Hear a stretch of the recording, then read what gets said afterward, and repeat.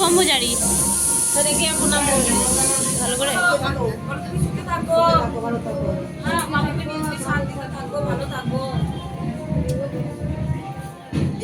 নমস্কার, কেমন আছো সবাই? আশা করছি সবাই খুব ভালো আছো, আমরাও ভালো আছি। আর কালকের ব্লগটা যারা দেখেছো তারা বুঝতেই পারছো যে আজকে হচ্ছে বইতের দ্বিতীয় দিন। তো সূর্যদেবের মুখ দেখা পালা। প্রথমে ভিক্ষা মা ভিক্ষা বাবা আগে মুখ দেখবে, তারপরে সূর্যদেবকে প্রণাম করবে। তো চলো দেখতে থাকো, তারপর পুরো গ্রামটা ঘুরবে। তো আমরা কীরকমভাবে মজা করলাম বাজনার সাথে নাচতে নাচতে পুরো গ্রামটা ঘুরেছি। তো সবটাই তোমাদের সঙ্গে শেয়ার করব এই ব্লগটায়। তো তোমরা কেউ স্কিপ না করে পুরো ব্লগটা দেখতে থাকো, আশা করি তোমাদের ভালো লাগবে।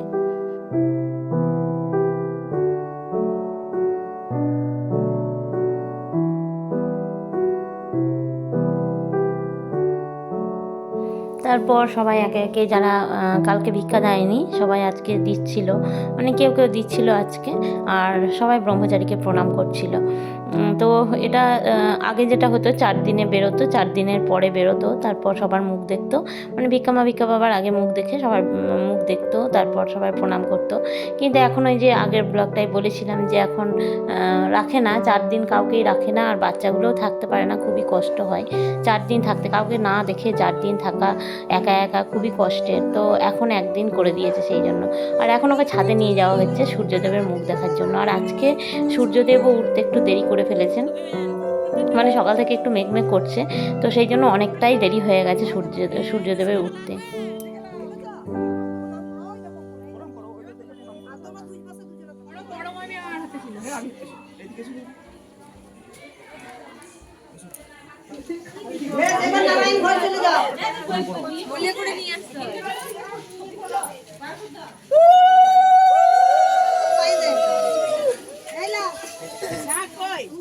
আর সূর্যদেবের মুখ দেখার পরে নাকি গরুকে ছুঁয়ে প্রণাম করতে হয় ব্রহ্মচারীকে।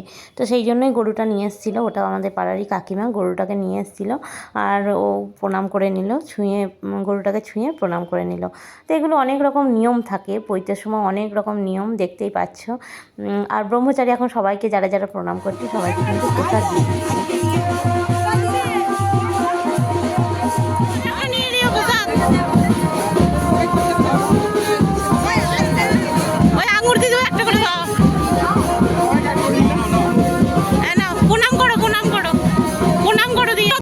এরপর শুরু হলো ঠাকুরকে প্রণাম করার পালা। তো আমাদের মা তারাকে প্রণাম করে শুরু হলো।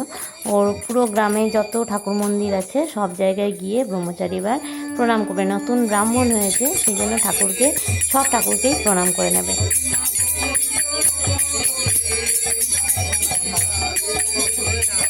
আর এটা হয় সূর্যদেব ওঠার আগে সবাই রেডি হয়ে যায়। তো আমরাও ভোর ভোর উঠে সবাই মিলে ওর সঙ্গে ব্রহ্মচারীর সঙ্গে বেরোবো করেই কিন্তু রেডি হয়ে নিয়েছি।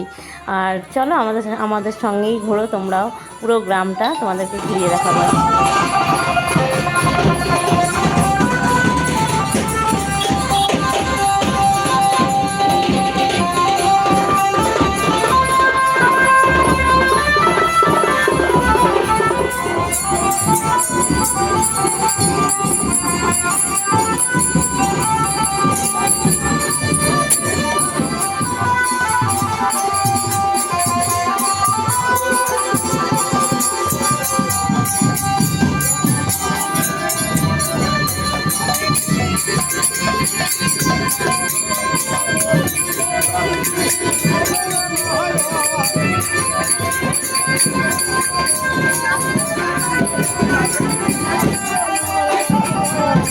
আর এখন চলে এসেছি, এটা হচ্ছে আমাদের গ্রামের নারায়ণ মন্দির। তো এখনও খোলেনি, বন্ধই আছে। আর গেছে হচ্ছে চাবি আনতে। তো আমরা তো ঢুকতে পারছি না, অনেকটাই ভিড়। আর সামনেও ওরা ক্যামেরা করছে, ভিডিও ক্যামেরা করছে, তো সেখানে মোবাইলটা নিয়ে যেতেও অসুবিধা হচ্ছে। আর এটা হচ্ছে দুর্গা মন্দির। তো অন্য টাইমে এগুলো ফাঁকাই থাকে, আজকে যেহেতু ব্রহ্মচারী এসছে বলে পাড়ারও সবাই বেরিয়েছে গ্রামে। তোমরা দেখতেই পেলে যে সবাই ভিক্ষা দিচ্ছে, অনেকজন প্রণাম করছে। তো বেশ ভালো লাগছে পুরো গ্রামটা এরকমভাবে এত লোক মিলে ঘুরছি ব্রহ্মচারীকে নিয়ে, বেশ ভালোই লাগছে।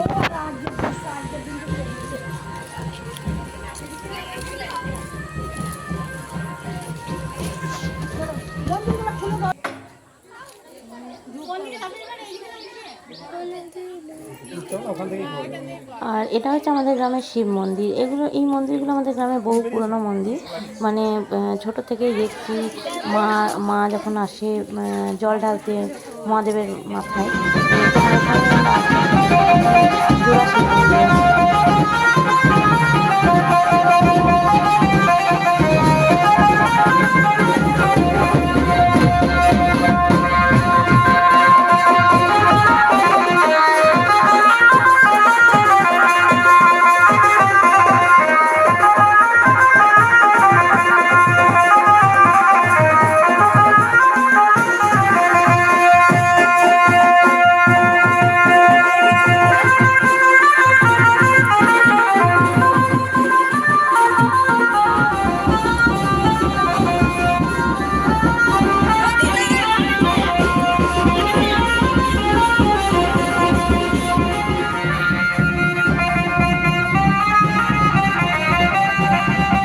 আর এখন চলে এসেছি আমাদের গ্রামের লাস্ট প্রান্ত। আমাদের গ্রামটা খুব একটা বড় নয়, এখানেই এই গ্রামটা এখানেই শেষ। তো এদিকটা হচ্ছে লাস্ট প্রান্ত, এখান থেকেই আবার ঘুরে গেলাম আমরা ব্রহ্মচারীকে নিয়ে। তারপর যাব গ্রামের বাইরে যে কালী মন্দির আছে সেখানে।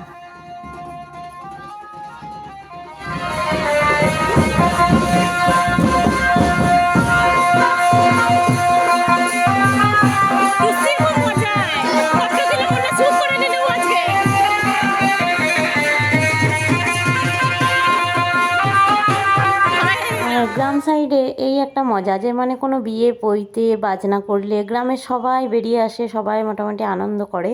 কিন্তু আমাদের এখানে তো আমরা দেখি ব্যালকনি থেকেই দাঁড়িয়ে দাঁড়িয়ে দেখতে হয় কারোর বিয়ের বাজনা বাজছে বা কিছু। তো সবসময় আবার দেখাও যায় না, মানে যাওয়াও হয় না ব্যালকনিতে। কিন্তু গ্রামে এই জিনিসটা খুব আছে, মানে কিছু হলেই পুরো গ্রামের লোক এক জায়গা হয়ে সবাই কিন্তু দেখে, বেশ আনন্দটা নেয় সবাই। এটাই ভালো লাগে। এখন চলে এসেছি গ্রামের বাইরে যে দুটো মা কালীর মন্দির আছে সেখানে।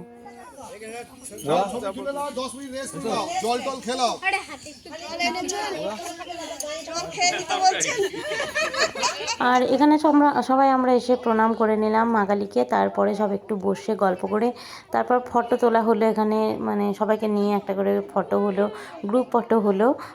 তো একটু ব্রহ্মচারীও হাঁপিয়ে গেছে, এতটা হেঁটেছে বেচারি কাল থেকে না খেয়ে বলতে ফল মিষ্টি এগুলো খেয়েছে, কিন্তু ভাত মুড়ি লুচি এসবগুলো খেতে পায়নি। তো একটু জিরিয়ে নেওয়া হচ্ছে আর কি। আর এখান থেকে যাওয়া হবে রামবাটি বলে একটা জায়গা আছে, সেখানে একটা কালী মন্দির আছে, তো সেখানেই নিয়ে যাওয়া হবে। সেই জন্য আমরা আর হাঁটতে পারছিলাম না বলে এই অটোটাকে ভাড়া করা হয়েছে। আর এই যে টোটোগুলো আসছে এগুলোতেও কিন্তু আমাদেরই লোক আছে যারা বয়স্ক আছে, হাঁটতে পারছে না, অতটা যেতে পারবে না, তো তাদের জন্যই টোটো করা হয়েছে। আর এখন আমরা চলে এলাম আমাদের বাস স্ট্যান্ডে। এখানে আমরা কোথাও যাওয়ার জন্য বাস ধরতে হয় আমাদেরকে, বাস স্ট্যান্ডে আসতে হয়। তারপরে কিছু দোকান, মানে মুদিখানা দোকান গ্রামে আছে, কিন্তু বাস স্ট্যান্ডেও ওষুধের দোকান, আমাদের হাসপাতাল, লাইব্রেরি, তারপর হচ্ছে ব্যাংক, মানে দরকারি জিনিসগুলো কিন্তু সব কিছুই বাস স্ট্যান্ডেই আমাদের আছে। আর এখানটা হচ্ছে একদম মৌরাক্ষী নদীর ধার, আর বাস স্ট্যান্ড থেকে ওটা একটু দূর। তো এটা হচ্ছে মৌরাক্ষী নদীর ধার, আর এই মা কালী কিন্তু খুবই জাগ্রত। আর এই মায়ের পুজো হয় হচ্ছে কার্তিক মাসের যে দীপান্বিত অমাবস্যা, তখন কিন্তু এই মায়ের পুজো হয়। আর তখন একদিনকার জন্য মেলাও বসে এখানটা, আর মেলাতে খুব ভিড়ও হয়। তো খুবই ভালো, এই জায়গাটা ভালো লাগে আর কি। কিন্তু একা আসতে ভীষণ ভয় করে, এই জায়গাতে সচরাচর কেউ একা যেতে চায় না। এখানে দেখো জবা গাছটা কিন্তু খুব সুন্দর হয়েছে। আর ওই যে দূরে দেখতে পাচ্ছ ওটা হচ্ছে মৌরাক্ষী নদী।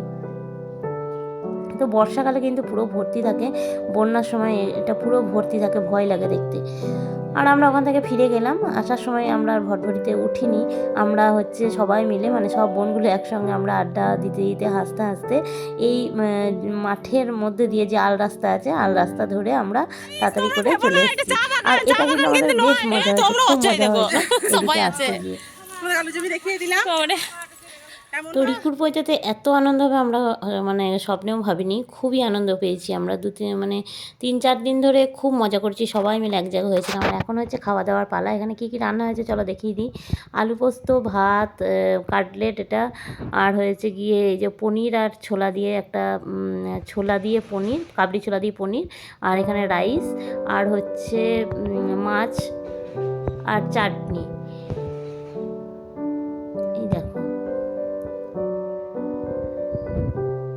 এগুলো হচ্ছে আজকের দুপুরের খাবার। আজকে দুপুরেই লোকজন খাওয়ানো হবে। আর এখানে হচ্ছে ডালটা এখানে রাখা আছে, আর তার সঙ্গে রাখা আছে মিষ্টি। এখানে রসগোল্লা আর অরেঞ্জ, যেগুলো আমি আগের ব্লগে তৈরি করতে দেখিয়েছিলাম কীভাবে তৈরি করছিল, সেগুলোই রাখা আছে এখানে সাজিয়ে। এখানে আছে পাঁপড় আর স্যালাড, এখানে আছে হজমলা, জলের বোতল, সব সাজিয়ে রাখা আছে যাতে ক্যাটারিংয়ের ছেলেদের দিতে সুবিধা হয়, সেই জন্য ওরা সব এখানটায় সাজিয়ে রেখেছে।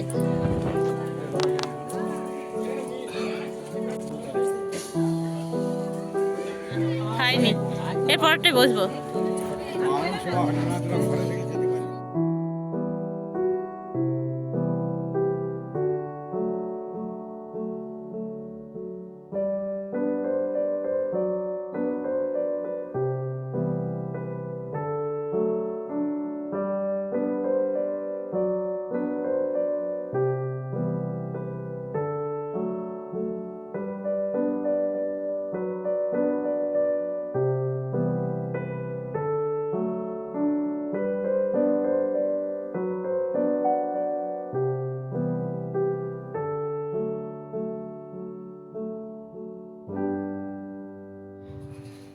তো 2-3টে ব্যাচ উঠে যাওয়ার পর আমরা খেতে বসলাম। বাড়ির লোক হয়ে প্রথমেই বসে যাব, সেটাও কেমন একটা লাগে, কিন্তু এদিকে আবার দেরিও হয়ে যাচ্ছিলো, অনেকটাই দেরি হয়ে যাচ্ছিলো বলে আমরা বসে গেলাম খেতে 2-3টে ব্যাচ হয়ে যাওয়ার পরে, উঠে যাওয়ার পরে। তো আজকের ব্লগটা যদি একটু ভালো লেগে থাকে অবশ্যই তোমরা লাইক কমেন্ট করো, আর অবশ্যই যারা নতুন আছো তারা আমার চ্যানেলটাকে সাবস্ক্রাইব করে পাশে থাকা বেল আইকনটি প্রেস করে আমার পাশে থেকো। দেখা হচ্ছে আবার পরের ব্লগে, ততক্ষণের জন্য সবাই ভালো থেকো, সুস্থ থেকো, টাটা।